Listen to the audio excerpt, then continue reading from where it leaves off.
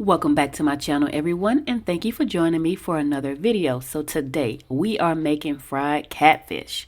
This recipe is really simple to make. I'm going to start by using about 2 cups of buttermilk, and to that I'm going to add a little bit of hot sauce, and I'm going to add about 2 pounds of catfish fillets to this along with salt and pepper, and then I'm going to allow this to marinate in the refrigerator for about 2 hours.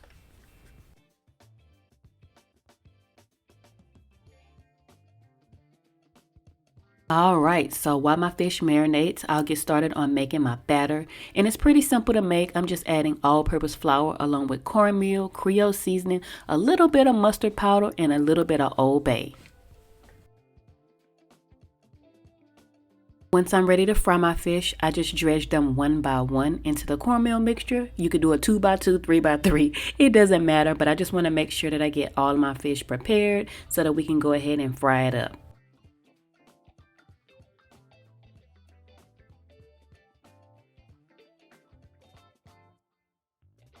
Now to fry my fish, I'm using my cast iron skillet, and I'm going to fry these at a temperature of 350 degrees. I am using a thermometer because I want to make sure that my oil actually reaches the right temperature and my fish will come out nice, golden, and crispy.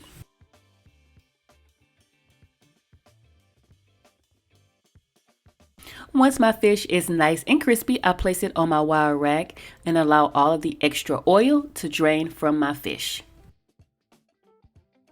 Alright y'all, now that we have our crispy golden fish, I'm going to top it with chopped parsley and lemon wedges, and I'm going to serve it with a little bit of tartar sauce. Now I just wanted to take a moment to shout out everyone celebrating Lent right now.